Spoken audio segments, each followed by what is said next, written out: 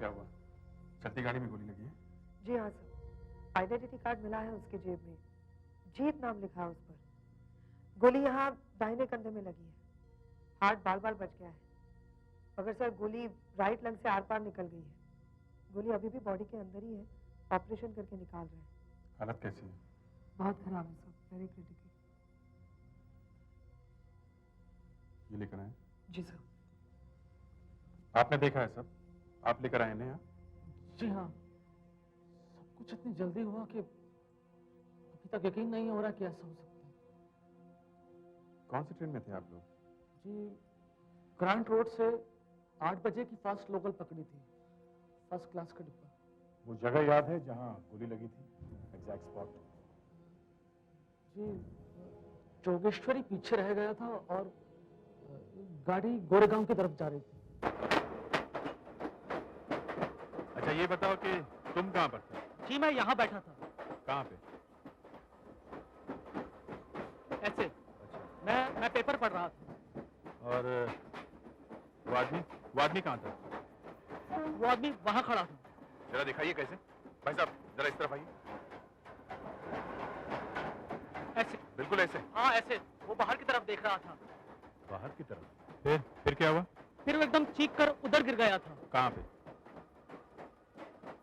यहाँ पर गिर गया था सर। वो ऐसे ऐसे कर रहा था सर। पहले मैंने सोचा कि हार्ट अटैक है, लेकिन बाद में देखा तो खून था।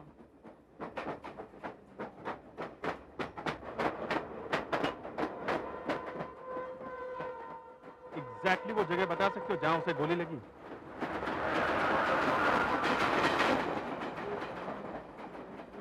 सर ये ब्रिज देख रहे हैं सर? यहाँ पे? यहीं कहीं से गोली चली थी सर। यहीं पे? ये एरिया तो सुरेंद्र नगर है।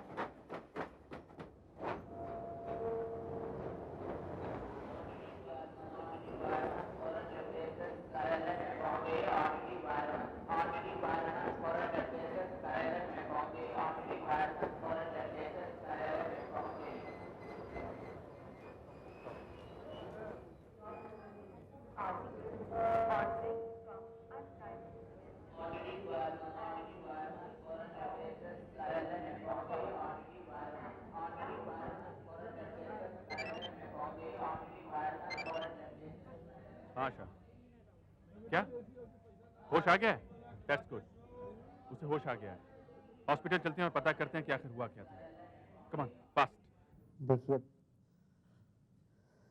मैं अपनी माँ के साथ पिछले महीने ही नागपुर से यहाँ आया हूँ और अभी अभी तो मेरी नौकरी लगी। अभी तक तो मेरा कोई दोस्त भी नहीं है, दुश्मन तो दूर की बात है। होश आ गया? सर अभी कैसे हैं आप? ठीक। हम लोग अभी अभी वहीं से आ रहे हैं जिस जगह आपको गोली मारी गई थी। ये देखिए, ये उस कंपार्टमेंट का स्केच है। ये आदमी यहाँ अखबार पढ़ रहा है जो आपको यहाँ लाया। ये हमने ऐसे ही बनाया है। ये देखिए, ये आप यहाँ बाहर लटक रहे हैं। अब आपको बताना है कि जिस वक्त आपको गोली लगी उस वक्त एग्जैक्टली आप कैसे खड़े थे? डब्बे के अंदर थे या बाहर की तरफ लटक रहे थे? मैं ऐसे ही बाहर गेट पे था, पर इतना बाहर भी नहीं था, हवा खा रहा था। बायां हाथ ऊपर था या दाहिना? बाएं। बायां। बिल्कुल ऐसे। अगर गाड़ी इस तरफ से उधर जा रही है, मतलब जोगेश्वरी से गोरेगांव की तरफ, तो आप ऐसे खड़े थे या ऐसे या ऐसे?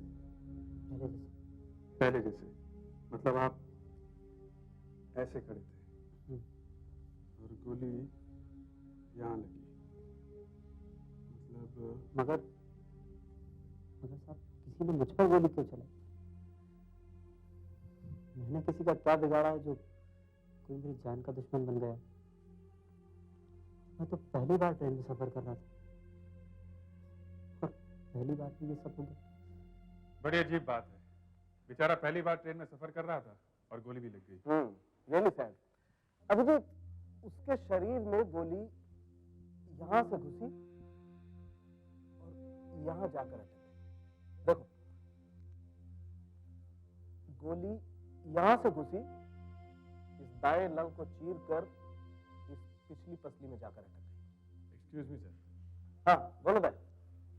आपका मतलब है गोली इस तरफ से शरीर में घुसी है? करेक्ट, गोली यहां से घुसी और यहां जाकर अटक गई। गोली ऊपर से ही आई है। इसका मतलब है गोली चलाने वाला आसपास के किसी बिल्डिंग में या किसी ऊंची जगह पर था। मगर गोली की स्पीड यहां तक आते आते काफी कम हो गई, इसीलिए गोली शरीर के आर पार जा ही नहीं पाई। यानी गोली काफी दूर से चलाई गई होगी, या फिर गन में कोई दम नहीं होगा? नहीं, ऐसी बात नहीं है अभिजीत। ये गोली काफी पावरफुल राइफल से चलाई गई। इस गोली पर राइफल मार्क है? हाँ, राइफल मार्क है। और जब मैंने इन राइफल मार्क को गौर से देखा तो मैं हक्का बक्का रह गया, क्योंकि ये गोली एक जर्मन मेड पावरफुल राइफल से चलाई गई, जो हमारे देश में नहीं मिलती। Powerful rifle? इस राइफल की रेंज कितनी है? मतलब कितनी दूर जा सकती है इसकी गोली? कम से कम 1.5 किलोमीटर तक। 1.5 किलोमीटर? क्योंकि गोली बॉडी के आर पार नहीं गई, इसका मतलब है गोली 1.5 किलोमीटर दूर से ही चलाई गई होगी। हाँ, 1.5 किलोमीटर दूर से ही चली है। और गोली ऊपर से नीचे चली है, इसका मतलब यह होता है कि किसी बिल्डिंग के 5वें या 6ठे माले से, या शायद उसे भी ऊपर से किसी ने चलाई हो। इस रेलवे ट्रैक से 1.5 किलोमीटर दूर जितनी भी बिल्डिंगें हैं, सब छान मारते हैं।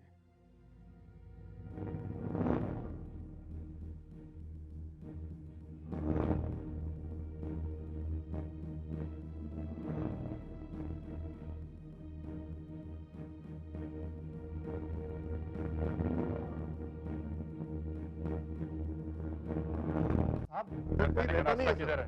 रास्ता बताओ। साहब ये बिल्डिंग खाली है साहब। बताता हूँ।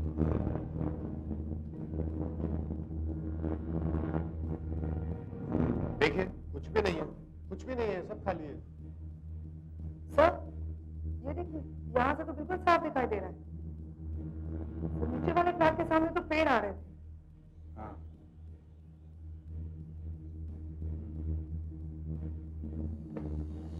ट्रेन भी दिख रही है।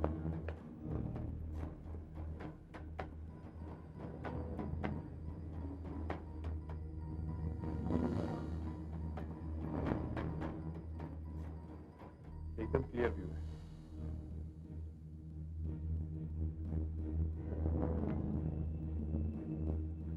डेढ़ किलोमीटर,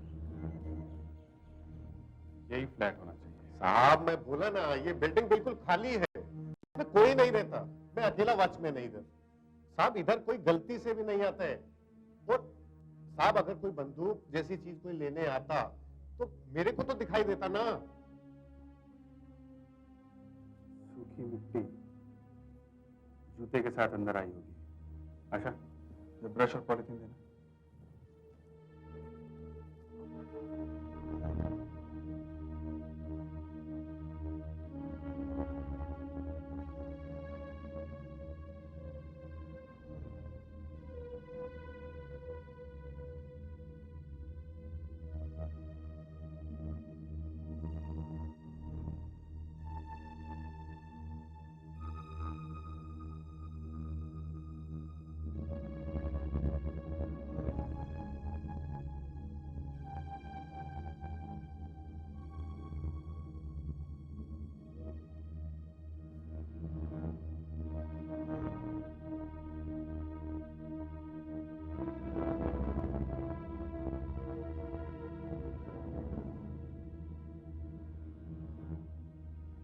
सर, ये देखिए, सिगरेट की राख पड़ी हुई है, लेकिन सिगरेट के टुकड़े नहीं है सर।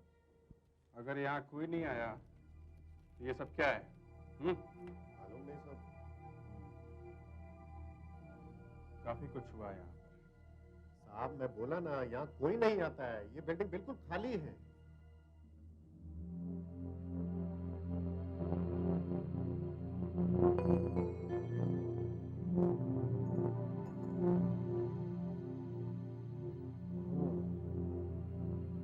हाँ डॉक्टर साहब। अभिजीत, इस टिश्यू पेपर के काले धब्बों को पता लगाना तो बहुत ही आसान निकला। एक केमिकल टेस्ट किया और काम हो गया। क्या निकला सर? गन पाउडर, बारूद। गोली चलाने के बाद राइफल का मुंह किसी ने इस टिश्यू पेपर से साफ किया था।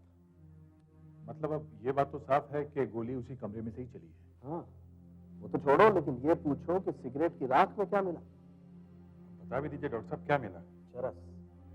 इस राख में चरस की राख भी मिली हुई थी। स्पेक्ट्रोस्कोपी से पता चला। इसका मतलब है गोली चलाने वाला चर्सी? हाँ, चरसी। तो इस वॉचमैन का थोड़ा इलाज करना पड़ेगा। साहब, पिछले हफ्ते एक आदमी आया था, उसके साथ एक औरत भी थी। वो मेरे को बोला मेरे को मिलन स्टेट एजेंसी ने भेजे लाए। मिलन स्टेट एजेंसी? हाँ साहब, ये बाजू में ही है। तो तुमने उन्हें अंदर आने दिया? हाँ मेम साहब, वो बोला मेरे को फ्लैट देखने का है, तो मैं उसको फ्लैट दिखाने को लेके गया। ऊपर नीचे बहुत फ्लैट दिखाए। मैं थक गया मेम साहब और यहाँ बैठ गया और उनको बोला तुम देखो, तुमको जो देखने का है। अब साहब फ्लैट तो सब खाली है ना, तो कोई चोरी होने का तो डर था नहीं, इसलिए मैंने उनको जाने दिया। इसके पहले ये लोग कभी यहाँ आए थे? नहीं साहब, खाली 2 बार आए। अब दूसरी बार वो आदमी आया और मेरे को बोला कि फ्लैट खरीदने का है, इसलिए पक्का करने से पहले एक बार और देखने का है। मैंने साहब उसको जाने दिया। दोबारा ये लोग 4 तारीख की सुबह आए थे ना? हाँ साहब, मगर बाद में मेरे को मिलन स्टेट वाला मिला तो वो बोला मैंने तो किसी को भेजा ही नहीं। साहब मैं बहुत डर गया साहब, बिल्डर शेड को पता लगेगा तो वो तो मेरी छुट्टी हो जाएगी साहब। वो आदमी और औरत दिखते कैसे? दिखता कैसा था? थोड़ा ऊंचा था, दाढ़ी था और चश्मा लगाए हुए था और थोड़ा सांवला था। और क्या था? और तो कुछ नहीं। हाँ मैम, वो लंगड़ा कर चलता था। 4 तारीख को जब वो लोग यहाँ आए थे तो उनके पास एक गन थी, बंदूक, और तुम्हें कुछ दिखाई नहीं पड़ी? हाँ? नहीं साहब, उसके पास कोई गनवन नहीं था, मेरे को पक्का मालूम साहब। उसके हाथ में खाली एक सूटकेस था। सूटकेस? इसका मतलब वो गन के टुकड़े करके सूटकेस में डाल के लाया था। फ्लैट में पहुंच के टुकड़े जोड़े और फायर किया। आपका कहना है कि आप मुंबई में पहली बार लोकल ट्रेन में सफर कर रहे थे। नॉर्मली आप किस तरह सफर करते हैं? जी, मेरी कंपनी ने मुझे मोटरसाइकिल दे रखी है, मगर उस दिन सुबह बाइक स्टार्ट ही नहीं हुई, इसलिए मुझे ट्रेन लेनी पड़ी। इसका मतलब है किसी को भी मालूम नहीं था कि उस दिन आप ट्रेन से जाने वाले थे? जब मुझे खुद को नहीं मालूम था तो किसी और के जानने का तो सवाल ही नहीं उठता। जब बाइक स्टार्ट नहीं हुई तो मैं बस स्टॉप पे चला गया और वहाँ बहुत भीड़ देखकर मैंने सोचा कि शायद ट्रेन से आराम से जा पाऊंगा। मतलब आप ट्रेन में अचानक सफर कर रहे थे? ये बात थोड़ी समझ में नहीं आ रही है। एक तरफ ये आने वाली जोड़ी, ये आदमी और औरत कई बार आके वो फ्लैट चेक करते हैं, और दूसरी तरफ ये उस ट्रेन में सफर करने वाले हैं। ये बात इनके अलावा कोई नहीं जानता। इसका मतलब ये हुआ कि जीत उनका असली शिकार था ही नहीं। करेक्ट। लेकिन अगर जीत उनका शिकार नहीं था तो फिर वो शिकार बना कैसे बना? कहीं ऐसा तो नहीं इसे कोई और ही समझकर निशाना बनाया गया हो, या फिर एक रिहर्सल थी, वो लोग ऐसे ही गोली चला रहे थे और गोली जीत को लग गई।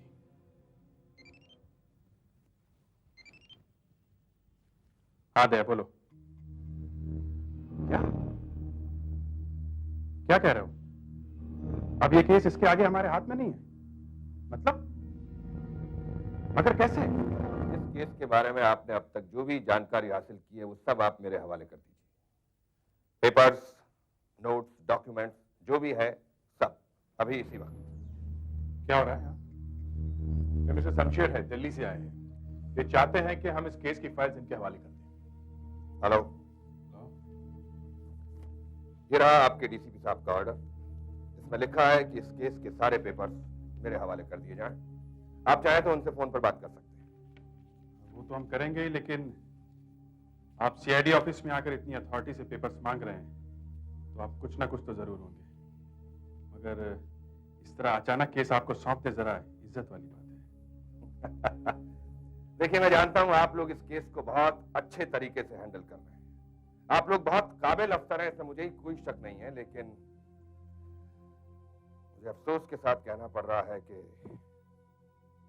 अब ये केस आपके बस का नहीं है। आप लोग जितना समझ रहे हैं, ये केस उससे कहीं बड़ा है।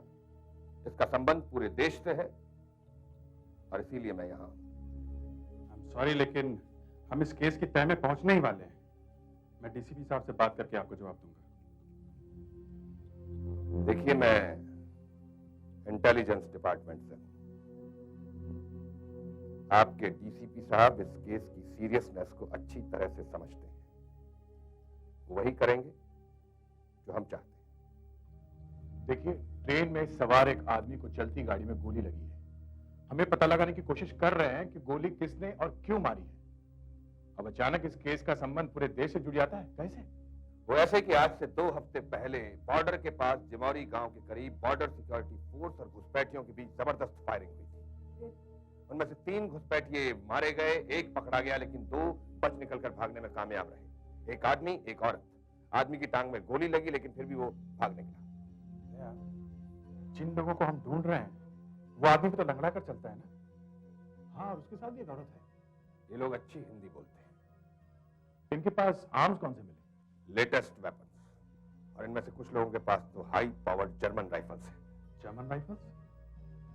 जीत पर जिस राइफल से गोली चलाई गई, वो भी हाई पावर्ड जर्मन राइफल है। हम समझे कितना बड़ा चक्कर है। मगर अब सवाल ये उठता है कि ये लोग मुंबई में ही क्यों आए हैं? उन्होंने जीत पर ही गोली क्यों चलाई? नहीं, मेरे ख्याल से जीत तो बेचारा टारगेट प्रैक्टिस का शिकार रहा।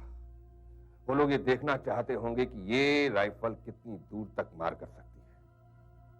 असल में उनका शिकार कोई और है। कौन है? वही तो हमें ढूंढना है। देखिए, हम इस शहर का चप्पा चप्पा जानते हैं, आप नहीं जानते। आप ढूंढेंगे कैसे इन दोनों को? मैंने कब कहा कि मैं ढूंढूंगा? आपने अपने डीसीपी साहब का ऑर्डर ठीक से पढ़ा नहीं शायद। इसमें लिखा है कि आप लोग इस केस में मेरे साथ काम करेंगे। जो हुई ना बात, ये डॉक्टर सारुण की। ये शमशेर साहब हैं, इंटेलिजेंस ब्यूरो से। Hello. Nice to meet you. मैंने सुना मामला काफी गंभीर हो गया, लेकिन देखिए शमशेर साहब, एक बात मैं आपको बता दूं, इंटेलिजेंस हो या सीआईडी, मामले का हल यहीं से निकलेगा। वेल, ये तो टाइम बताए। टाइम के लिए तो टाइम ही नहीं है सर, आप अभी देख लो। क्या बात है, आपको कुछ मिल गया है क्या? वेल सर, डॉक्टर साहब को जरा बात बढ़ा चढ़ा के कहने की आदत है। मगर बात एकदम सही होती। ये उस मिट्टी के कण हैं जो आपको उस फ्लैट में मिली थी, जो लग रही थी कि किसी के जूतों से निकली है। हाँ, ये दिखती मिट्टी है, मगर इसमें कुछ रेत मिली हुई है, यानी कि सैंड, कुछ नमक के पार्टिकल्स हैं और कुछ सूखी हुई मच्छी के स्केल्स हैं। मतलब जो लोग इस फ्लैट में आए, यानी ये गोली चलाने वाले लोग, ये लोग समुद्र के किनारे पर गए थे जहाँ पर नमक लगाकर मच्छियाँ सुखाई जाती हैं। और वो लोग शायद अभी भी ऐसे ही एरिया में छुप के बैठे होंगे। तो फिर देर किस बात की है? चलकर इस तरह के एरियाज को ढूंढा जाना चाहिए। Come on, hurry up.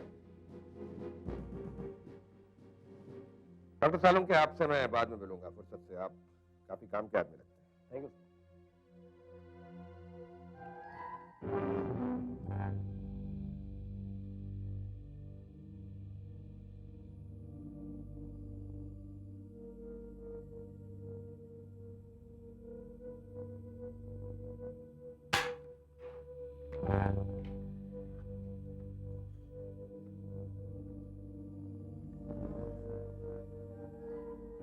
बस अब सिर्फ 2 ही दिनों का सवाल है, फिर हम उसका खेल खत्म कर देंगे।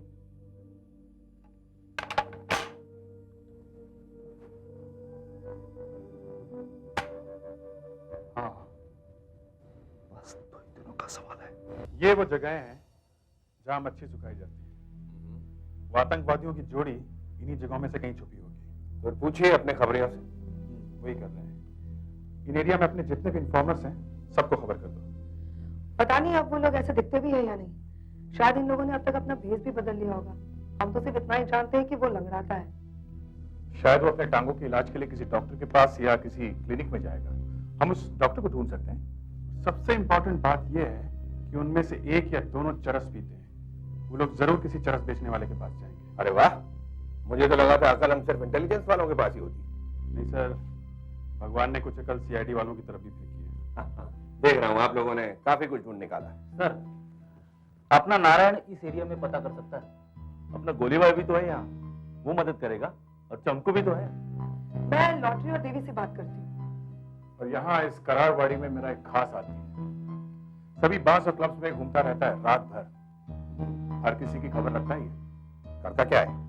भाई ये मिमिक्री आर्टिस्ट, फिल्मी हीरोज के नकल करके एंटरटेनमेंट करता है। और कामकाज नहीं है। क्या नाम है? मेरा नाम है। बरसों से देश परदेश घूमते हुए शरीफ बदमाशों के चेहरे से असली नकली का नकाब उतारते हुए आपके शहर में छुपा रुस्तम बनकर आ गया हूँ। स्वामी दादा मेरा नाम है, लेकिन लोग मुझे प्यार से जॉनी कह के बुलाते हैं। Thank you thank you thank you. ये देखो, आपके पास मोटर है, गाड़ियां बदला है, अब उनके पास सिर्फ ये टोपी है। ये कुछ डालो, ये काली टोपी है। विजय दीनानाथ चौहान, पूरा नाम संजय। अरे देखो बेटा, मेरे 4 बेटे हैं, 4 बहुएं हैं, काम धाम कोई कुछ करता नहीं है, मुझे घर चलाना पड़ता है। टिप डाल दिया, मुझे मालूम नहीं। और डालो बस। Thank you. ए लाले की जान, अरे दे उसका भी भला, नहीं दे उसका भी भला, तेरा भी भला, मेरा भी भला, कुछ डाल दे रे। अरे इतना टाइम लगेगा, तब तक तो हमारी गाड़ी छूट जाएगी। आप भी थैंक यू। आंखों में इशारा हो गया, बैठ बैठ जीने का सहारा हो गया।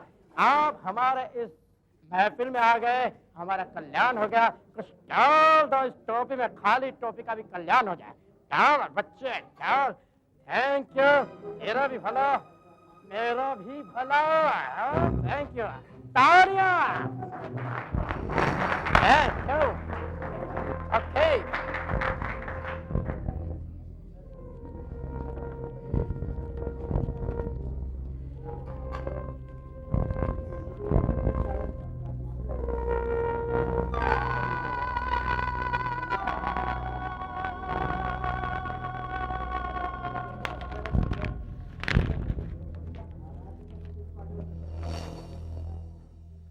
सर, कुछ पता नहीं चला। सभी लोगों को काम पर लगाया सर, लेकिन उस एरिया में ऐसा कोई आदमी दिखाई नहीं दिया। 2 दिन निकल गए, फिर भी कुछ हाथ नहीं लगा। मगर फिर भी वो लोग इतनी आसानी से छुप नहीं सकते। एक को गोली लगी है और चर्सी भी है। सर, उस डॉक्टर का भी तो पता नहीं चला जिसने उस आदमी का इलाज किया होगा। हमारे इंटेलिजेंस के लोगों ने भी बहुत जगह छापे मारे, लेकिन फिर भी कुछ तो होने वाला है। कुछ तो मालूम नहीं क्या, मगर होने वाला है। जॉनी का फोन आया, वो हमसे मिलना चाहता है। लगता है उसके पास कोई खास इंफॉर्मेशन नहीं सर।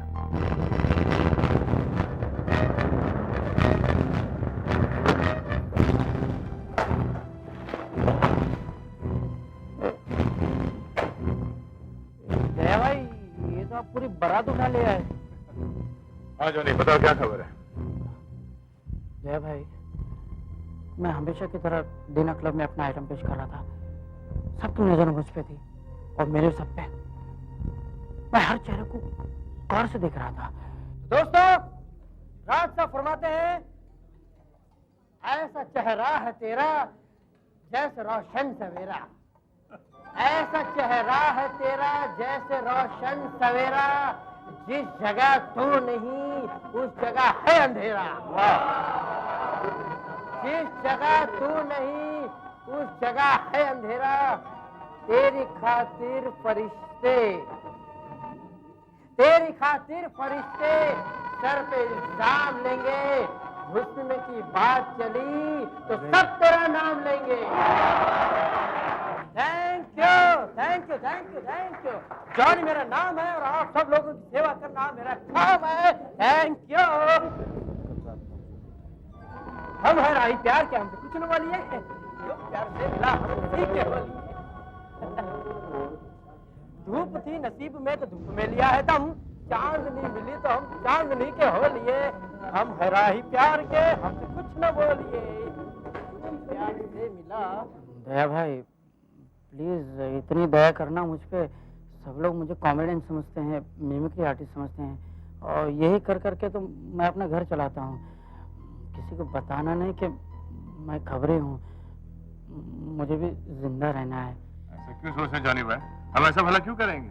हाँ, आज रात को जब होटल में छापा पड़ेगा, किसी के बाप को भी पता नहीं चलेगा कि हम तुम्हें जानते हैं। आप बेफिक्र रहो। बस इतनी मेहरबानी करना। जब दरवाजा खुला तो मैं दंग रह गया।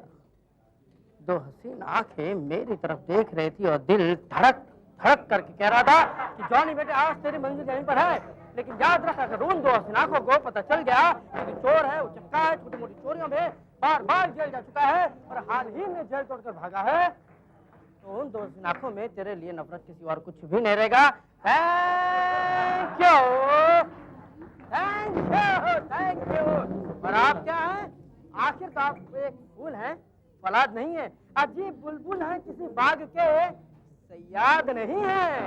दोस्तों गौर फरमाइएगा कि शर्मो हया का पर्दा, शर्मो हया का पर्दा दुश्वार नहीं है। शर्मो हया का पर्दा दुश्वार नहीं है, अजी हल्का सा एक पर्दा है। दीवार नहीं है, दीवार नहीं है। तो गौर फरमाइएगा कि हम वो हैं जो जिंदगी में कभी साथ न छोड़ेंगे। हम वो हैं जो जिंदगी में कभी साथ न छोड़ेंगे। थामेंगे अगर हाथ तो फिर हाथ न छोड़ेंगे। और अब मैं ऊपर वाला से दरखास्त करूंगा, लड़की आ गई है। इंसान को दिल दे, दिमाग दे, जिस्म दे, लेकिन कम वक्त काफी पेट मत दे। वाह वाह। इसके साथ वाला वो आदमी तो नहीं दिखाई दे रहा। अभी तो नहीं है, आसपास ही होगा। दो वक्त की रोटी का इंतजाम करके भेज, वरना तुझे इंसान को पैदा करने का कोई हक नहीं है। Thank you. यही बैठ गई। छोड़ेंगे धरती से सितारों तक, चाहत के सितारों से धरती की मांग भर दूं। हर मैं वो परवाना हूँ, पत्थर को मोम कर दूं। नफरत करने वाला वेरी गुड मिस्टर जॉनी। में प्यार भर दूं। दोस्तों मैं आप लोगों का बहुत बहुत शुक्रगुजार हूँ कि आप लोगों ने इस तरह से प्यार दिया है, जो मुझे सराहा है। तो निकल रही अरे इस लड़की को तो पकड़वाना ये भी हाथ से निकल जाएगी। मैं आप लोगों का बहुत बहुत शुक्रगुजार हूँ। थैंक यू जाओ। Very much. पुलिस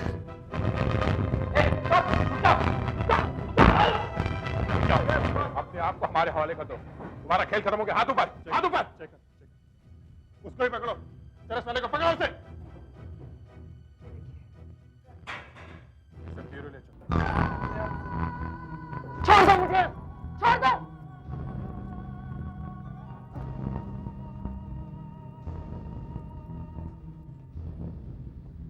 लाख कोशिशें कर लो, तुम लोग मुझसे कुछ भी उगलवा नहीं सकोगे। तुम लोग मुझे जान से भी मार दो ना, तो भी मैं अपने साथी को धोखा नहीं दूंगी, कभी नहीं दूंगी, समझे? अच्छा हाँ तू ले जाओ इसे। सर इसकी तलाशी में ये कुछ पैसे मिले हैं और ये चरस का पैकेट जो इसने रोमी से खरीदा था, और सर ये चाबी है। 201 दत्तात्रेय लॉज, ये उसी एरिया में कहीं होगा। ठीक है, तुम लोग फौरन वहां पहुंचो। मैं तब तक इस औरत के फिंगरप्रिंट्स और फोटोग्राफ्स अपने हेडक्वार्टर भिजवाता हूँ।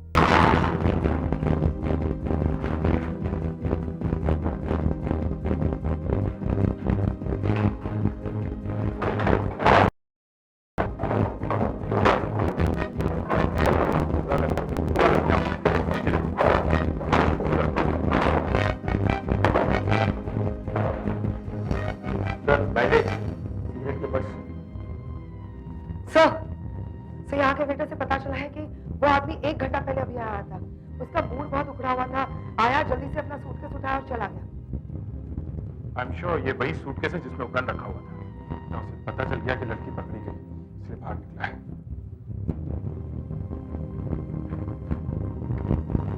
आज तो 8 तारीख है, यहाँ पर 9 तारीख के ऊपर लाश दखल किया गया है। लगता है कल उनका मिशन का दिन है, जो करने के लिए वो लोग यहाँ आए हैं। मैं उन्हीं के जवाब का इंतजार कर रहा हूँ। ओह, फैक्स। लगता है जवाब आ गया।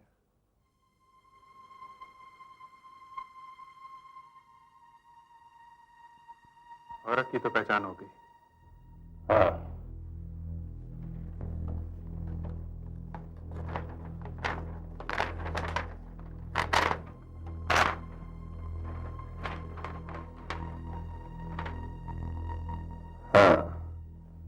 इसका नाम रूही है। 4 साल पहले ईस्टर्न इलाके में एक भीड़ ने एक सरकारी गाड़ी को जला दिया था। ये उन्हीं में से एक थी।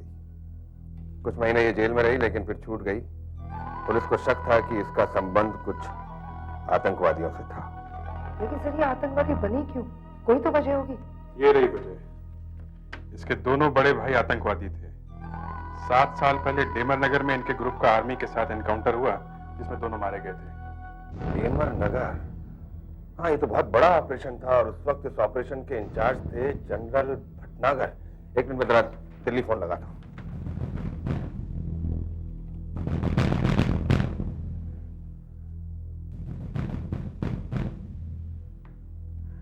हेलो, हाँ पारिक, मैं शमशेर बोल रहा हूँ।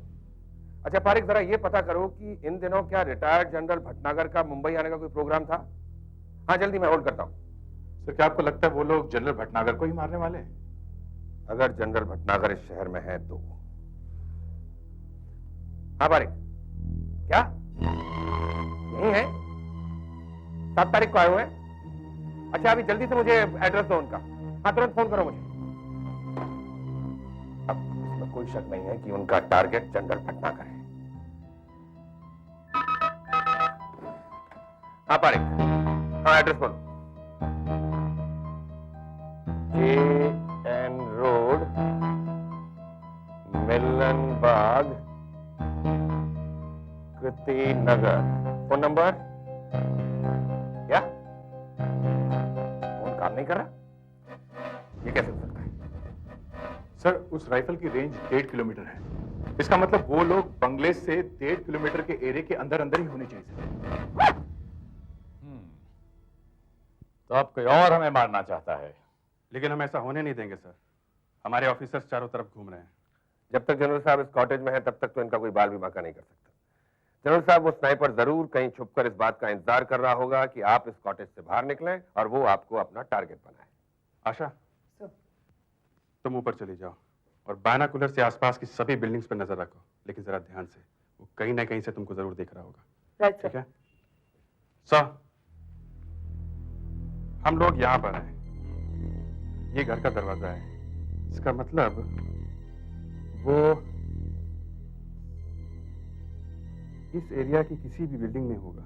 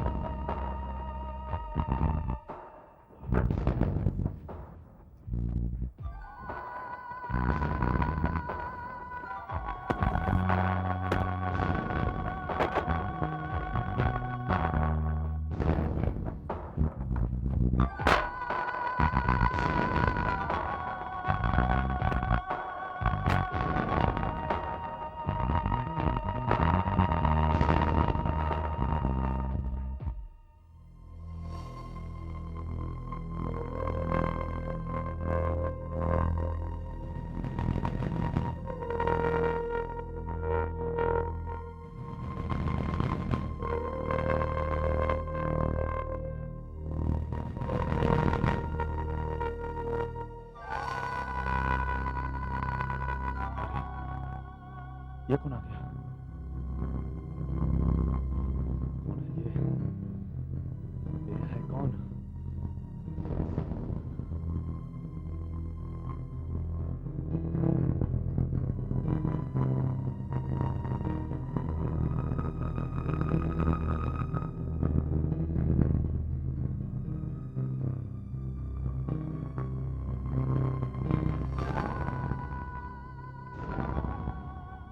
कभी न कभी तो जनरल आएगा।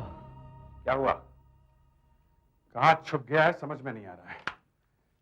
जब तक उसे बाहर निकलने की कोई वजह नहीं मिलेगी वो बाहर नहीं आएगा। मतलब ये कि जब तक मैं बाहर नहीं निकलूंगा वो बाहर नहीं आएगा। नहीं सर, ये मुमकिन नहीं है। वो शार्प शूटर है, जैसे ही आप उसके राइफल के रेंज में आएंगे वो फायर कर देगा। देखिए, फायरिंग से हमारा बहुत पुराना रिश्ता है, बहुत फायरिंग देखी है हमने एक और से। मैं बाहर जाऊंगा और आगे पीछे चलता रहूंगा। वो मुझ पर तब तक गोली नहीं चलाएगा जब तक मैं एक जगह ठहरूंगा नहीं। और शायद तब तक आशा बायनाकुलर से उसे देख भी ले। और ना देख सकी तो? नहीं, मैं इतना बड़ा रिस्क नहीं ले सकता।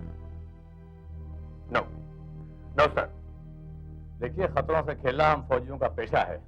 जब मैं नहीं घबरा रहा हूं तो आप क्यों परेशान हो रहे हैं? फिर सर मैं भी आपके साथ बाहर चलूंगा। ठीक है सर? ठीक है, लेकिन मैं भी चलता हूं।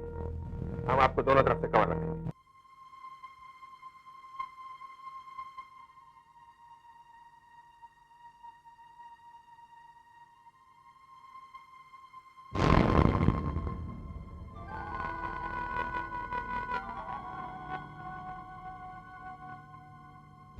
जनरल साहब, आप प्लीज अपना ये जैकेट उतारिए। आपको ये बुलेट प्रूफ जैकेट पहना है। अबे, इतनी लड़ाइयों में इससे पहले तो कभी पहनी नहीं। ये लड़ाई थोड़ी अलग है sir.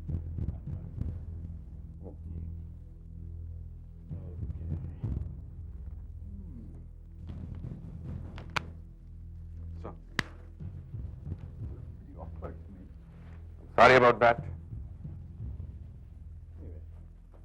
Warm and good. Sir safe भी है। आशा, आंखें खोल के रखो, जरा से भी गलती नहीं होनी चाहिए। हम बाहर आ रहे हैं।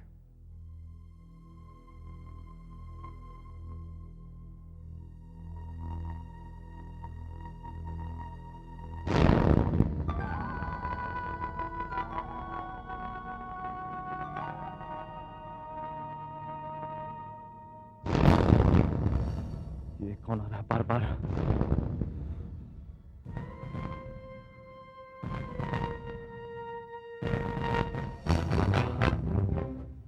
जनरल, आज तू नहीं बचेगा मेरे हाथों। ये लोग कौन बीच में आ रहे हैं? कौन है ये? उफ, हट जा।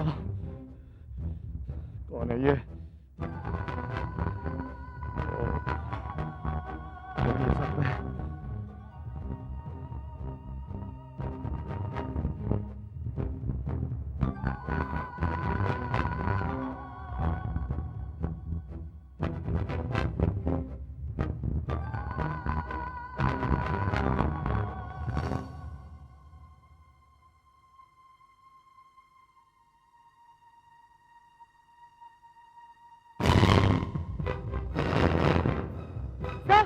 सर वो यही है, ये लेफ्ट वाली बिल्डिंग में ऊपर है सर।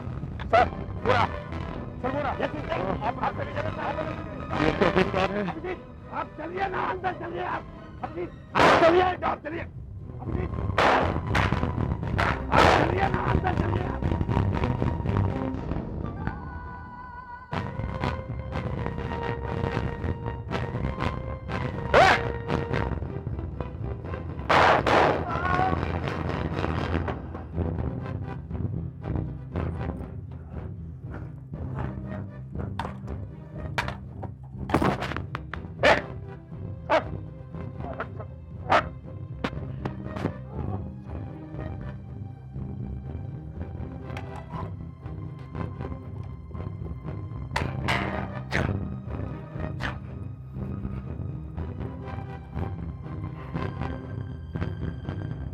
नहीं, कोई बात नहीं। हाँ, गोली कंधे पे लगी है, लेकिन घबराने वाली कोई बात नहीं है। नहीं जनरल साहब, इसमें धन्यवाद की क्या बात है। ये तो हमारी ड्यूटी है। आप भी तो फ्रंट में लड़े हैं और हम लोग यहाँ लड़ते हैं।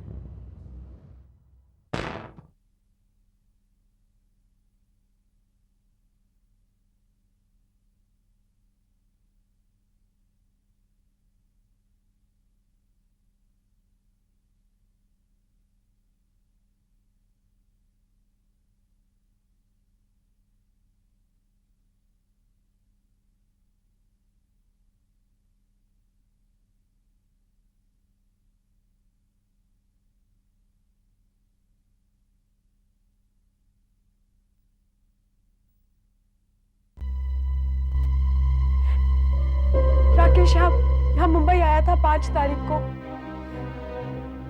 7 तारीख को वो वापस पुणे आने वाला था डेक्कन क्वीन से, लेकिन वो आया नहीं।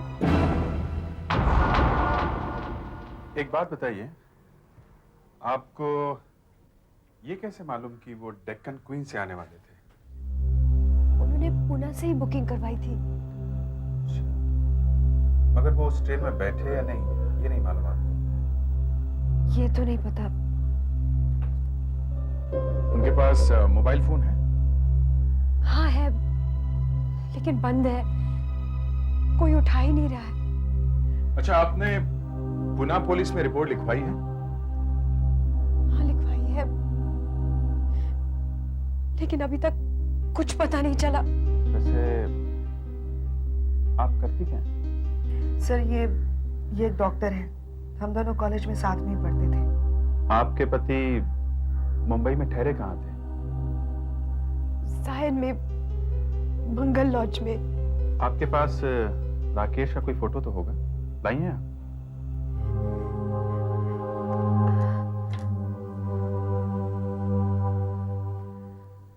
हाँ, ये साहब ठहरे थे हमारे पास। 5 तारीख को आए थे, 2 दिन रहे और 7 तारीख को चले गए। 7 तारीख को चले गए।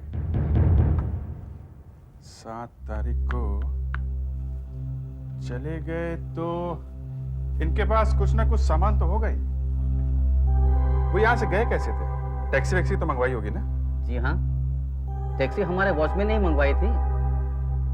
ये रहा वॉचमैन, इसी से पूछ लीजिए साहब।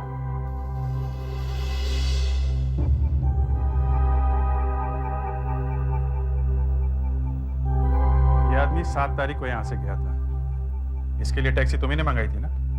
हाँ साहब, टैक्सी मैंने ही बुलाई थी। तुम उस टैक्सी ड्राइवर को पहचानते हो? हाँ साहब, पहचानता हूँ ना। वो ड्राइवर अपनी टैक्सी हमेशा इसी लॉज के सामने तो लगाता है।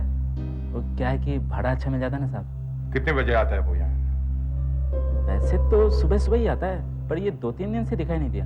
शायद बीमार हो गया होगा। उसके घर का पता मालूम है? नहीं साहब, उसे घर का पता तो नहीं मालूम।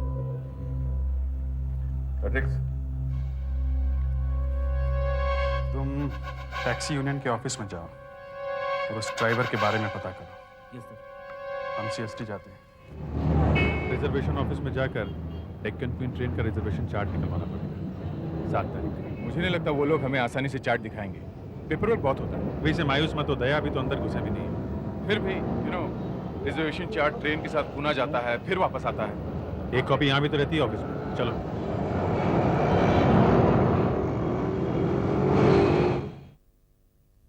देखिए, वैसे तो हम अपने रिकॉर्ड किसी को दिखाते नहीं हैं। अब आप कह रहे हैं कि आप सीआईडी वाले हैं, तो दिखा देते हैं।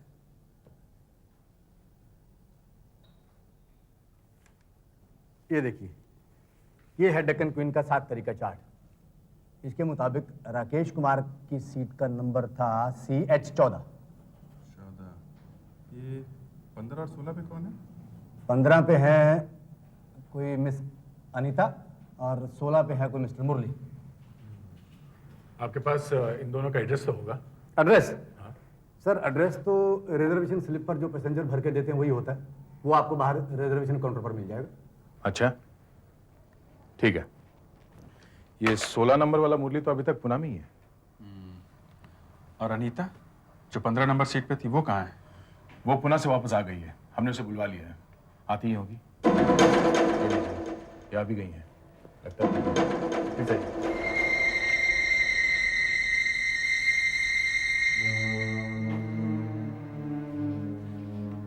अनीता जी, प्लीज नहीं।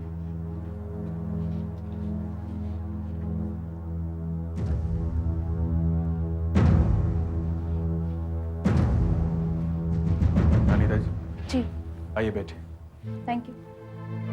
माफ कीजिएगा, आपको यहाँ आना पड़ा। क्या लेंगे आप? चाय, कॉफी? जी कुछ नहीं, मगर बात क्या है सर? दरअसल एक इन्वेस्टिगेशन चल रहा है। एक आदमी गायब हो गया है। जी हाँ, उसी के बारे में पूछताछ चल रही है। आप ये बताइए कि 7 तारीख को आप डेक्कन क्वीन से पुणे गई थी? जी हाँ, क्यों? हमें बस ये जानना था कि उस दिन आपके डिब्बे में ये आदमी आपके साथ था 14 नंबर सीट पर? जी नहीं,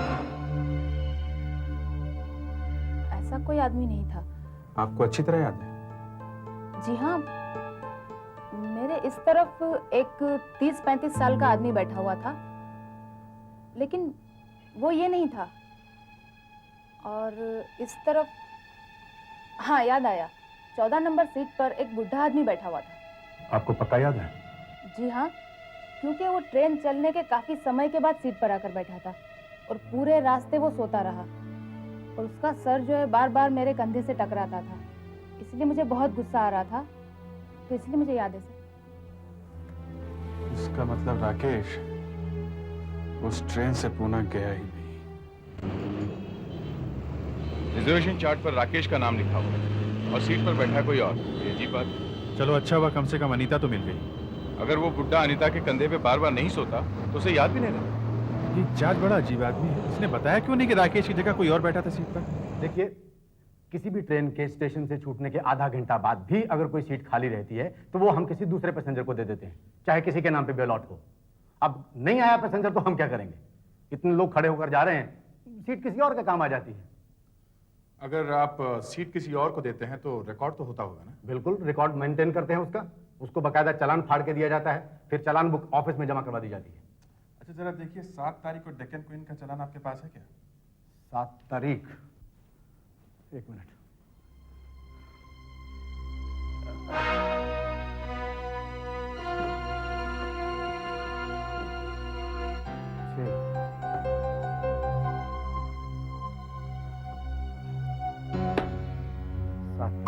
जी हाँ, ये है वो चालान बुक।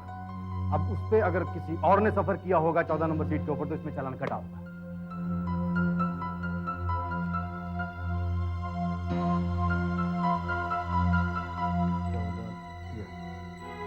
ये 14 नंबर सीट का तो चालान कटा हुआ और इस पे सफर किया है किसी बद्री प्रसाद ने। राकेश इस ट्रेन से पुणे गया ही नहीं। पर लॉस से तो वो स्टेशन की तरफ ही निकला था और उसे यही ट्रेन पकड़नी थी। तो फिर बैठा क्यों नहीं इस ट्रेन में? लगता है लॉज और स्टेशन के रास्ते के बीच में कुछ हुआ है। उस टैक्सी ड्राइवर का मिलना बहुत जरूरी है जो राकेश को लेकर यहाँ आया था। उसे सब मालूम होगा कि क्या हुआ है। कहीं उसी ने तो कुछ गड़बड़ नहीं की? राकेश के मोबाइल फोन से पता चल सकता है कि उसने मुंबई में किस किस से बात की थी। सर, हमने मोबाइल कंपनी के कंप्यूटर से राकेश के मोबाइल नंबर की लिस्ट निकाल ली है। इसमें वो सारे नंबर्स हैं जिस पर राकेश ने फोन किए और जो फोन उसे आए। Very good. तो क्या पता चला? सर, राकेश ने कुछ फोन तो अपने घर में ही किए थे, पुणे में। अच्छा, और सर राकेश ने मुंबई में 3 अलग-अलग नंबर्स पर फोन किए थे। 3? किसके नंबर है ये? किस किस को फोन किया? सर, ये तीनों नंबर राकेश के दोस्तों के हैं। मैंने उनसे पूछताछ भी कर ली है। उन सबका यही कहना है कि राकेश ने उनसे पैसे उधार मांगने के लिए फोन किया था। उधार मांगने के लिए? हाँ सर। कितने पैसे उधार मांगे थे राकेश ने? 10 लाख रुपए सर। 10 लाख? ये 10 लाख रुपए उसे क्यों चाहिए थे? सर, ये तो राकेश ने उन्हें नहीं बताया था, लेकिन वो सब एक बात कह रहे थे कि राकेश बहुत घबराया हुआ लग रहा था। उसकी आवाज बड़ी डरी हुई सी आ रही थी। फिर किसी ने उसे ये पैसे दिए? नहीं सर। हेलो? हाँ फेडरिक्स। अच्छा ठीक है, हम लोग पहुंचते हैं वहां पर। बस टैक्सी ड्राइवर का पता चल गया है जिसकी गाड़ी में बैठकर राकेश स्टेशन गया था। 7 तारीख को इन साहब को तो अपनी टैक्सी में लेकर गया था? हाँ साहब, पर मैंने कुछ नहीं किया साहब। जो कुछ भी हुआ उसमें मेरी कोई गलती नहीं है साहब। क्या हुआ था उस दिन? जल्दी बता वरना पुलिस स्टेशन चलना पड़ेगा। जल्दी बता। हुआ यूं था साहब, मैं इन साहब को दादर स्टेशन ले जा रहा था कि अचानक इन्होंने कहा इस रास्ते से मत चलो, दूसरे रास्ते से चलो। दूसरे रास्ते से क्यों? पता नहीं मेम साहब, मैंने इनसे कहा भी कि ये छोटा रास्ता है, इससे जल्दी पहुंच जाएंगे, पर ये अपनी बात पर अड़े रहे और बहुत घबराए हुए से लग रहे थे। बार बार पीछे मुड़कर देख रहे थे। पीछे मुड़कर? कोई पीछा कर रहा था क्या? ऐसा कुछ दिखा तो नहीं साहब, पर अचानक साहब। अचानक क्या? अचानक एक गाड़ी बड़ी तेजी से पीछे से आई और मेरी टैक्सी के आगे आकर खड़ी हो गई।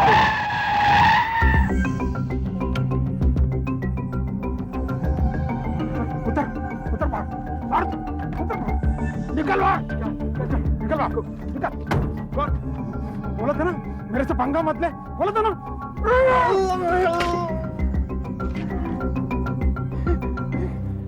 ये ड्राइवर, तेरा नंबर मैंने नोट कर लिया है। जरा सी भी इधर उधर बातचीत करने की कोशिश की तो तुझे शमशान पहुंचा दूंगा, देखा ना?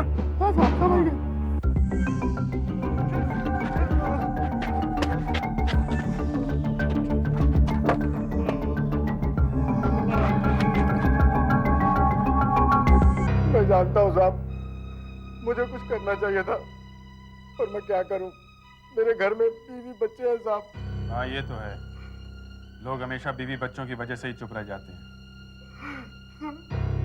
मुझे मालूम था साहब कि साहब की जान को खतरा है, फिर भी मैं पुलिस के पास नहीं गया, क्योंकि साहब मैं बहुत डर गया था साहब। मैंने 3 दिन तक अपनी टैक्सी घर से बाहर नहीं निकाली थी साहब। अच्छा, वो आदमी दिखने में कैसा था? मतलब लंबा चौड़ा? नहीं, वो आपकी तरह लंबा चौड़ा नहीं था साहब, पर बातों में पूरा बदमाश था साहब। मुझे तो लगता था कि वो मुझे भी मार डालेगा, जैसे उसने उस साहब को मारा था। एक ही बार मारा था साहब। मुझे तो लगता है वो साहब जरूर मर गए होंगे। और कुछ याद है तुम्हें? साहब वो साहब, देखो डरने की जरूरत नहीं है। कुछ याद है? बार बार साइकिल की चेन वाला वो हाथ मेरी आंखों के सामने आ जाता है साहब। नंबर क्या था गाड़ी का? नंबर साहब, देखो मुझे मालूम है कि तुम्हें गाड़ी का नंबर याद होगा। क्या था नंबर? मैंने गाड़ी का नंबर देखा था साहब, मैंने गाड़ी का नंबर नोट किया था साहब। सर, बदमाशों की गाड़ी का नंबर नकली है। इसका मतलब राकेश को किसी ने पहले से ही किडनैप करने का प्लान बना रखा था। राकेश को अगवा अगर पैसे के लिए किया गया होता तो किडनैपर्स कोई ना कोई मांग जरूर करते, मगर ऐसा कोई फोन आया नहीं है। ये भी तो हो सकता है कि कोई राकेश को ब्लैकमेल कर रहा हो, क्योंकि वो 10 लाख रुपयों के लिए मारा मारा फिर रहा था। हो सकता है उसे किसी को 10 लाख रुपए देने हो।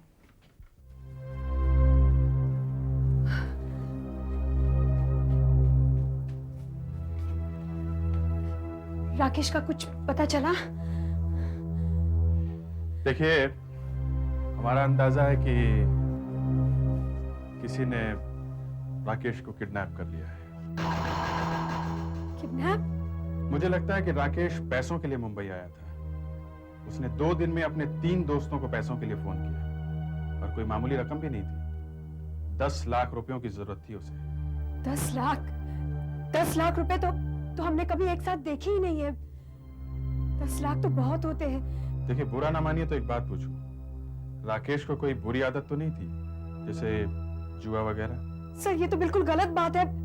जो आदमी लापता है उसी पर आप शक कर रहे हैं। हम उन पर शक नहीं कर रहे हैं, हम ये जानने की कोशिश कर रहे हैं कि राकेश को 10 लाख रुपयों की जरूरत क्यों थी। उन्होंने आपको कभी इसके बारे में कुछ बताया नहीं? जी नहीं, कभी नहीं। हाँ, उनका एक दोस्त है जैब, जो बार बार फोन कर रहा था। राकेश उसका फोन नहीं ले रहा था। कहीं हो सकता है उन दोनों के बीच कोई लेन देन की बात हो। ये जय पूना में ही रहता है? हाँ। अगर आपको एतराज ना हो तो हम पूना जाकर जय से मिलना चाहते हैं। हो सकता है इस सब के पीछे उसी का कोई हाथ हो। ठीक है, तुम और सुधाकर पूना चले जाओ और मुझे इन्फॉर्म करते रहना। फेडरिक्स, तुम सारी मोडस ऑपरेंडी की फाइल्स निकालो और चेक करो कि साइकिल की चेन इस्तेमाल करने वाले गुंडों की कोई इंफॉर्मेशन है क्या। Yes sir.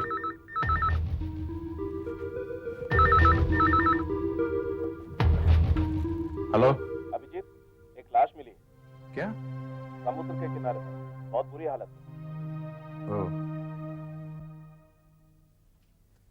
मुझे लगता है कि लाश कम से कम 3 दिन तक पानी में पड़ी रही, इसीलिए इतनी बुरी तरह से सड़ गई। उस टैक्सी ड्राइवर ने बताया था कि उस गुंडे ने बहुत जोर से मारा था राकेश के सिर पर। इसके सिर में चोट के निशान है? हाँ, स्कल में फ्रैक्चर है। आप लोग कहना क्या चाहते हैं? ये मेरा राकेश है। मेरा राकेश मर नहीं सकता। मैं बॉडी देखना चाहती, मैं पहचान लूंगी। मैडम, बॉडी पूरी तरह से गल चुकी है, आप मत देखिए प्लीज। नहीं, मैं बॉडी देखना चाहती हूँ। ये मेरा पति है तो मुझे देखने का पूरा हक है। हक है ना? हाँ हाँ है, लेकिन बॉडी की हालत बहुत खराब है। मत देखिए, मुझे देखने दीजिए, मैं पहचान लूंगी। मत देखिए प्लीज। नहीं, ये मेरा राकेश नहीं हो सकता। नहीं हो सकता मेरा राकेश। इसकी हालत इतनी बुरी नहीं हो सकती। रेशमा, तो अच्छी बात है ना अगर ये तुम्हारा राकेश नहीं है तो। हाँ, हमें हमारा काम करने दो प्लीज। रिलैक्स। डॉक्टर साहब, वो सामान कहाँ है जो इनके साथ में मिला था? हाँ, ये रहा। ये मोबाइल फोन।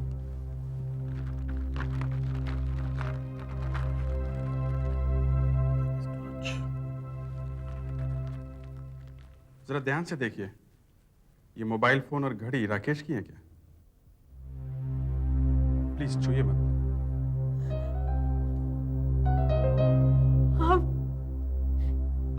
ये वैसी ही है जैसी राकेश के पास था। और ये चेन?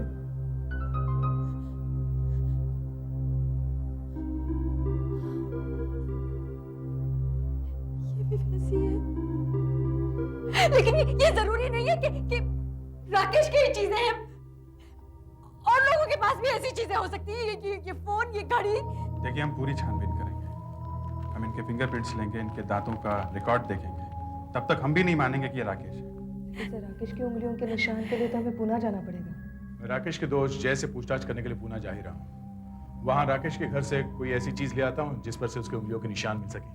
ठीक है। आपके घर में कोई होगा इस वक्त?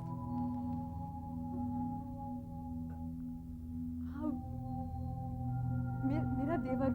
वैसे आपके देवर का नाम क्या है?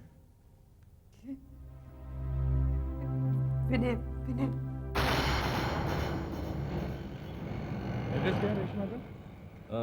12 आश्रम रोड। चलो देखते हैं ये विनय दिखता कैसे। ये लीजिए सर।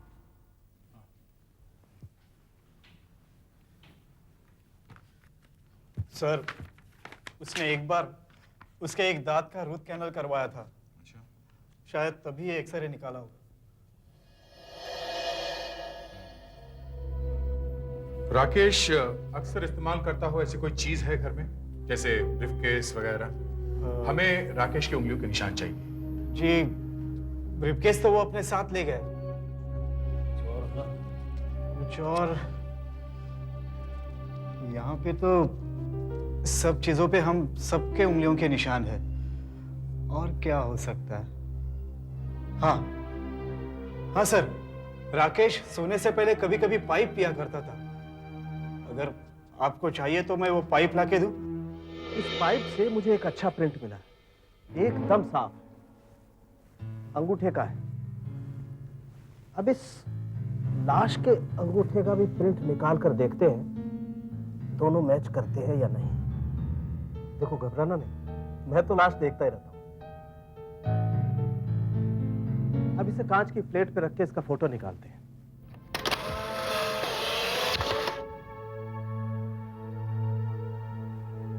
इस प्रिंट को अंगूठे के प्रिंट से मैच करके देखते हैं।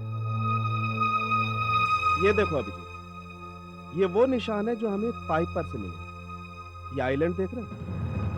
और ये वो निशान है जो अभी हमने लाश पर से लिए। इसका आइलैंड देखो, ये सेंटर पोर्शन देख रहे हो? और ये इसका सेंटर पोर्शन देखो। ये दोनों निशान एक ही आदमी के हैं, राकेश के।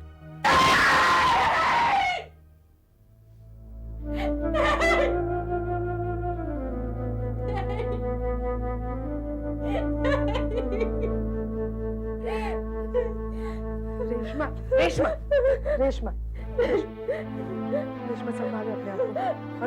यहाँ बैठो रेशमा। रेशमा जी, हमें अफसोस है कि हम आपके पति को जिंदा तो नहीं ढूंढ सके,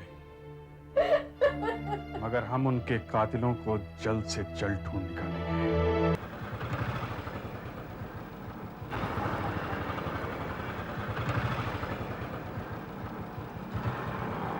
हेलो। हाँ, लाश राकेश की ही है? अच्छा, हाँ ठीक है, मैं राकेश के दोस्त जय से पूछताछ करता हूँ। ओके।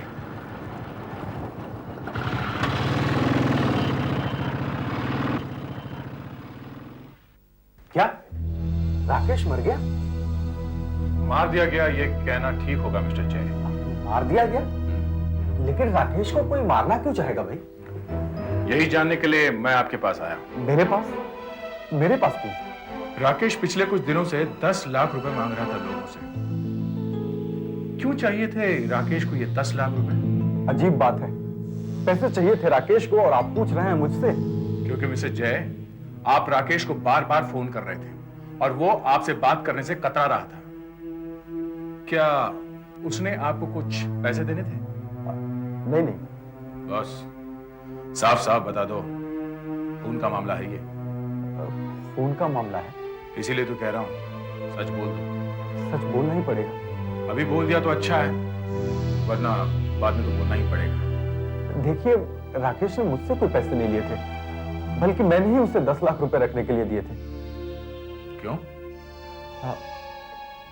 मुझे खबर मिली थी कि मेरे घर इनकम टैक्स वालों का छापा पड़ने वाला है, इसलिए मैंने ये सारे पैसे वहां छुपा दिए थे।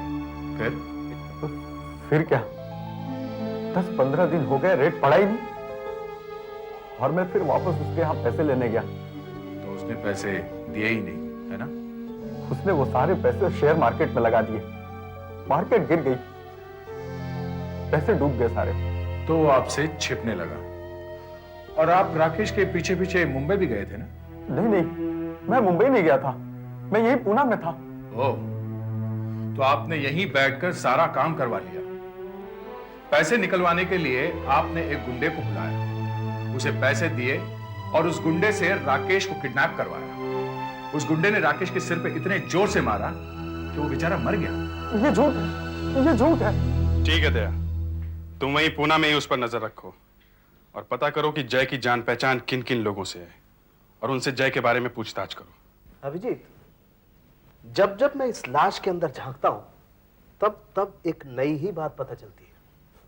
कमाल, जिंदा लोगों की तरह लाश भी रंग बदलती है। लेकिन मुझे तो ये वैसी की वैसी दिखाई दे रही। देखो, राकेश का खून 7 तारीख को हुआ था और इसकी लाश समुद्र के किनारे हमें 11 तारीख को मिली थी। ठीक है? ठीक है। लेकिन पोस्टमार्टम की रिपोर्ट के हिसाब से लाश 4 दिन तक पानी में थी ही नहीं। पानी में नहीं थी? तो इतनी ज्यादा गल कैसे गई? नहीं, गली तो पानी में ही है, मगर समुद्र के पानी में नहीं। फिर कौन से पानी में? सादे पानी। सादे पानी में? तो कहीं नदी या तालाब में तो नहीं पड़ी थी? नहीं, नदी या तालाब में तो नहीं, पर शायद पानी की टंकी में पड़ी हो या बाथटब में पड़ी हो। जहां तक मेरा अंदाजा है, लाश कम से कम 3 दिन तक सादे पानी में रखी गई, उसके बाद कहीं चौथे दिन समुद्र में फेंकी गई। मगर कोई लाश इतने दिन तक ऐसे अपने पास क्यों रखेगा? एक कारण हो सकता है, खूनी राकेश को जान से मारना नहीं चाहता होगा, लेकिन अचानक जब वो मर गया उसे समझ में नहीं आया कि लाश का क्या करे। 3 दिन के बाद मौका देकर उसने लाश समंदर में फेंक दी ताकि किसी को मिले नहीं। लेकिन 3 दिन तक उसने लाश पानी में ही क्यों रखी? उस साइकिल के चेन वाले गुंडे को ढूंढना होगा जिसने राकेश को मारा था। हाँ सर, शहर में 6 ऐसे गुंडे बदमाश हैं जो साइकिल चेन का इस्तेमाल हथियार की तरह करते हैं। इनमें से 5 का पता लग चुका है। उनके हाथों पर हमने साइकिल चेन बांधी है और चेहरे पर नकाब भी ढक दिया है। ठीक है, इससे इस टैक्सी ड्राइवर को खूनी पहचानने में मदद मिलेगी। सुनो, अंदर चलो और इनको पहचानो इनमें से कौन है। साहब, मुझे कुछ होगा तो नहीं? कुछ नहीं होगा, डरने की बात नहीं है। चलो साहब, बहुत डर लग रहा है। चलो साहब, सब देखो, ध्यान से देखो, इनमें से कौन है? ये था। नहीं साहब, ये लंबा है साहब। ठीक से याद है? जी मैडम। ये तो मोटा है। इसे देखो, ये था? नहीं मैडम, ये भी लंबा है। ये सीधा खड़ा रहे। साहब, ये भी नहीं था। एक बार फिर से देख। नहीं मैडम, ये भी लंबा है। इसे देख, ये था, ध्यान से। हाँ? हाँ, ये हो सकता। तूने मारा राकेश को? नहीं साहब, मैंने कुछ नहीं किया साहब। झूठ बोलता है? नहीं साहब, मैंने कुछ नहीं किया। ये नहीं था साहब। क्यों? इसकी आवाज वैसी नहीं है साहब। इनमें से कोई भी नहीं था साहब। कहीं तुम किसी से डर के तो नहीं झूठ बोल रहे हो? झूठ नहीं साहब, मैं बिल्कुल सच कह रहा हूँ। इनमें से कोई भी नहीं था साहब। अच्छा सर, ये छठा बदमाश कौन है? सर बिल्लू करके एक बदमाश है, ये रहा। हमने इसे बहुत ढूंढा सर, पर पता नहीं कहीं गायब है। Attempted murder, robbery, assault. इस आदमी के हाथ पैर बहुत चलते हैं। इसके घर चलते हैं। जी साहब, बिल्लू मेरा पति है। मैं तो तंग आ चुकी हूँ साहब। बिल्लू हर वक्त चोरी चकारी मारधाड़ में लगा रहता है। अभी कहाँ है वो? पता नहीं साहब, मुझे तो उसका पता तभी होता है जब वो जेल में होता है। अभी जेल में है? नहीं साहब, जेल से बाहर होता है तो उसका कोई ठिकाना नहीं होता है। आखिरी बार कब निकला था घर से? 4 दिन पहले। 4 दिन पहले? 7 तारीख को साहब। 7 तारीख को? 7 तारीख को ही राकेश का फोन हुआ था ना? सर? हाँ सर ये देखिए, पूना की टिकट। ये बिल्लू पुणे गया था क्या? जी साहब, 2 तारीख को। तुम्हें उसने कुछ बताया कि क्यों जा रहा है? नहीं साहब। सर। हाँ सुधाकर। पैसे। तो बहुत सारे पैसे। तुम्हें पता था इसमें पैसे रखे हुए हैं? जी साहब, बिल्लू लाया था। पता नहीं कहाँ से बाप की कमाई ला के रखता है साहब, लेकिन मैं उसके पैसे छूती नहीं। मैं तो घर में खाना बनाने का काम करके अपना गुजारा चलाती हूँ। अच्छा ठीक है, लेकिन ये आए कहाँ से? पूना से। तुम्हें बिल्लू ने बताया था? जी साहब। हो सकता है जय ने ये पैसे बिल्लू को दिए हों। अगर ऐसा है तो इन नोटों पर बिल्लू और जय दोनों की उंगलियों के निशान जरूर मिलेंगे। नोटों के ऊपर से मुझे 2 अलग अलग उंगलियों के निशान मिले, ये और ये। एक तो शायद उसके होंगे जिसने पैसे दिए हैं, और दूसरे उसके होंगे जिसने पैसे लिए हैं। डॉक्टर साहब, एक निशान तो बिल्लू का होगा क्योंकि पैसे तो उसी ने लिए है ना। फ्रेडेक्स, जरा बिल्लू की फाइल दो।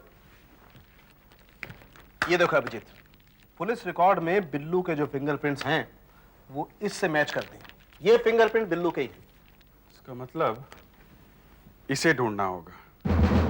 ये पता लगाना होगा कि बिल्लू को पैसे दिए किसने। बिल्लू ने खून उसी के कहने पे किया होगा।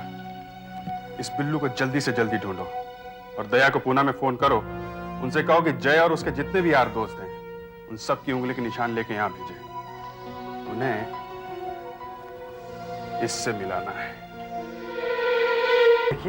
देखिए मैं एक इज्जतदार बिजनेसमैन हूं। मेरा स्टाफ क्या सोचेगा मेरे बारे में? आपको कोई हक नहीं बनता मेरे साथ इस तरह पेश आने का। मैं कौन सा जबरदस्ती कर रहा हूं आपके साथ?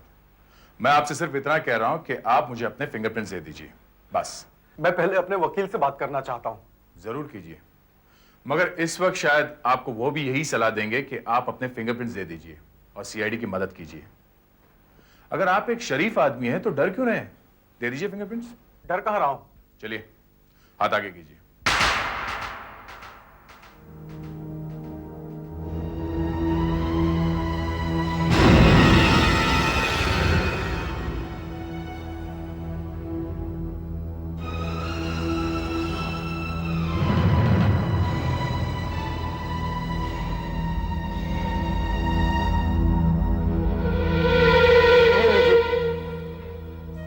अब आइए। आ गए।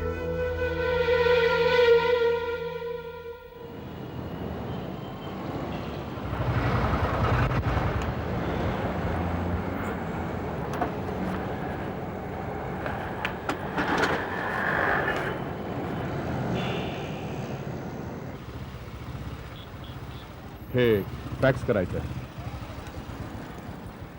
हे आता जे प्रिंट हो आयुष्यात पहिल्यांदाच बघतोय. आता बघा. कुठे करायचं आहे? CID मुंबई. CID? पुण्यात काही गडबड है का? पूना में दया ने इतनी मेहनत की, जय और उसके साथियों के फिंगरप्रिंट्स लिए, लेकिन कोई फायदा नहीं. क्यों डॉक्टर साहब? इसलिए अभिजीत के एक भी फिंगरप्रिंट इस अनजान फिंगरप्रिंट से मेल नहीं खाता है. मतलब नए सिरे से ढूंढना पड़ेगा कि पूना में बिल्लू को किसने पैसे दिए थे राकेश को मारने के लिए. नहीं, उसके लिए ज्यादा दूर जाने की जरूरत नहीं, मैं यही बता दूंगा. आपको मालूम है? तो दया से इतनी मेहनत कराने की क्या जरूरत है डॉक्टर साहब? अभिजीत, मुझे खुद को अभी अभी पता चला. सब कुछ मेरी आंखों के आगे रखा हुआ था, लेकिन मुझे दिखाई नहीं दे रहा था. बेवकूफ. आंखें संभाल के डॉक्टर साहब, वहां बाल बहुत कम है. हाँ ठीक है, कम हियर. देखो, हमें 2 तरह के फिंगरप्रिंट्स मिले थे, बराबर? बराबर है. एक तो ये बिल्लू का, और दूसरा ये एक अनजान आदमी का. राइट? राइट. अब इस अनजान आदमी के फिंगरप्रिंट्स को तो तुम भूल ही जाओ. इसकी बात करो, इस प्रिंट की. लेकिन सर, आप भी तो कह रहे थे कि ये प्रिंट बिल्लू का है. कह रहा था आशा, अब नहीं. क्या मतलब? मतलब ये अभिजीत कि ये फिंगरप्रिंट ये राकेश का है. राकेश का? हाँ, राकेश का. एक बात बोलिए सर, या राकेश या बिल्लू, एक निशान 2 आदमी के कैसे हो सकते हैं? हो सकते हैं नहीं सुधाकर, है. हाँ. मतलब बिल्लू ही राकेश है या राकेश बिल्लू है? भगवान जाने. भगवान जाने नहीं डॉक्टर साहब, पुलिस रिकॉर्ड में बिल्लू के उंगलियों के निशान हैं जो पुलिस स्टेशन में ही लिए गए, और आपने कहा ये निशान उससे मैच करते हैं. करेक्ट? करेक्ट. मतलब ये बिल्लू हुआ ना? मगर अभिजीत, पूना में राकेश के घर से दया ने जो पाइप हमें भेजा था, उस पर जिन उंगलियों के निशान थे वो भी तो इससे मैच करते हैं. लेकिन सब पाइप वाले उंगलियों के निशान लाश की उंगलियों के निशान से भी तो मिलते हैं. हाँ, और आप ही ने तो फोटो खींची थी ना उसकी. हाँ, खींची थी. इसका मतलब है राकेश मर चुका है. हाँ? और बिल्लू भी मर चुका है. हाँ? ओह गॉड, व्हाट अ कंफ्यूजन. नहीं, कोई कंफ्यूजन नहीं. मैं बताता हूं ये सब क्या है. जरा दया को फोन लगाता हूं.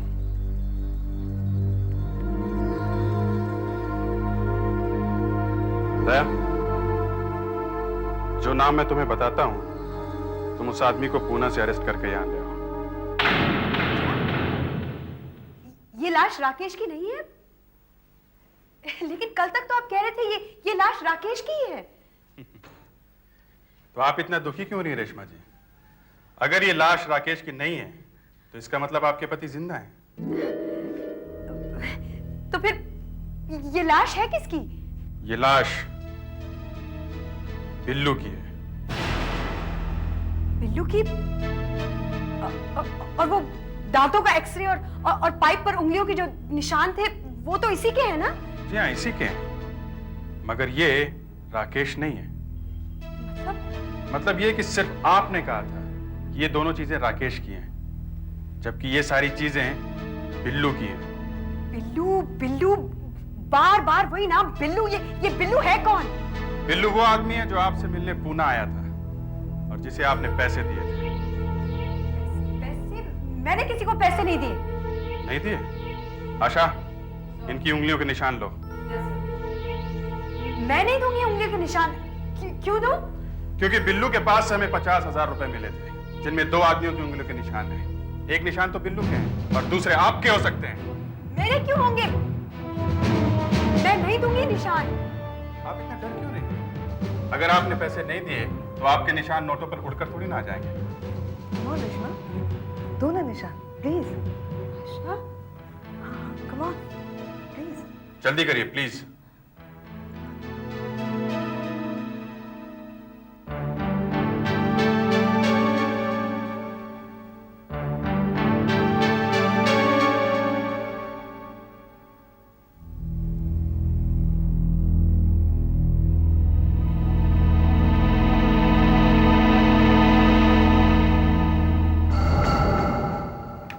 ये लीजिए. डॉक्टर साहब, जरा देखिएगा.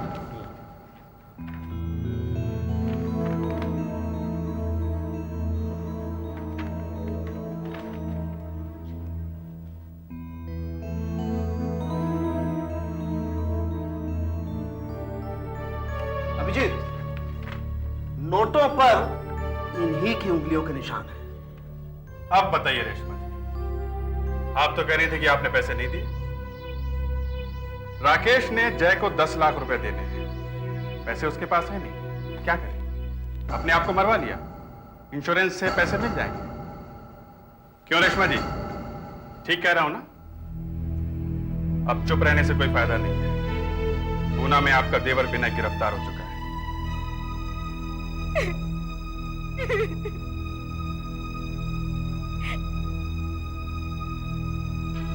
मैंने राकेश को कहा भी था कि वो कोई ऐसा काम ना करे जिसमें पुलिस आ जाए,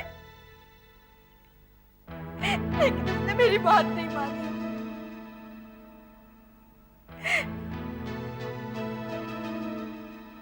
राकेश को स्टॉक एक्सचेंज में बहुत ही भारी नुकसान हुआ था। अगर हम अपना सब कुछ भी बेच डालते तो भी पूरा नहीं होता।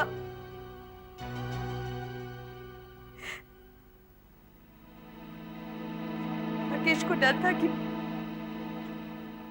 जय उसे जेल भिजवा देगा।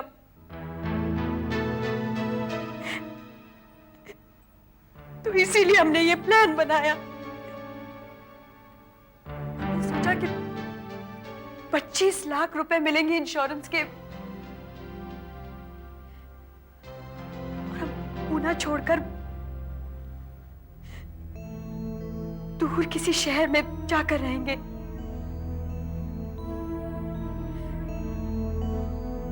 तो हमने बिल्लू को बुलाया और कहा कि वो किडनैपिंग करे।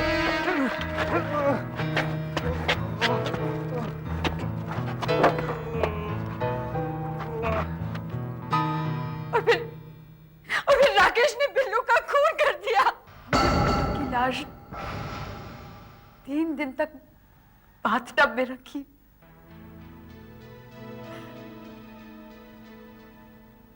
और फिर हमने उसे समुद्र में फेंक दिया। फिर लाश को राकेश के कपड़े पहना दिए, राकेश की चेन, मोबाइल और घड़ी उसके पास रख दिया। फिर हमारे पास आ गई मदद मांगने के लिए। मगर सर, इन्होंने बिल्लू के दांतों का एक्सरे लिया कैसे? मैं हॉस्पिटल से पोर्टेबल एक्सरे मशीन लेकर आई थी। बिल्लू को नींद की गोली देकर हमने उसे बेहोश कर दिया और फिर उसके दांतों का एक्सरे लिया और पाइप पर उसकी उंगलियों के निशान। डॉक्टर साहब, आपने इतनी जल्दी पता कैसे लगा लिया कि ये निशान रेशमा के हैं? मैं तो क्या अभिजीत, कोई माई का लाल इतनी जल्दी पता नहीं लगा सकता है। वो तो मैंने ऐसे ही कह दिया था ताकि इनके पांव के नीचे से जमीन खिसक जाए। देखो खिसक गई जमीन। अब आप ये बताइए रेशमा जी कि दरअसल आपके पति हैं कहां?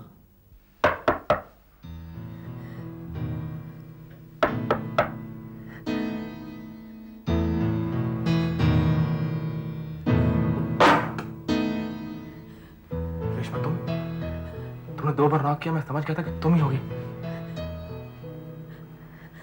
क्या हुआ? तुम इतनी घबराई है क्यों? बात क्या है? बात कुछ ठीक नहीं है। क्या हुआ? बात क्या है? नहीं नहीं, प्लीज छोड़ दीजिए। तुम्हारा प्लान अच्छा था राकेश, मगर कामयाब नहीं हुआ। तुम तीनों को बिल्लू के खून के जुर्म में गिरफ्तार किया जाता है।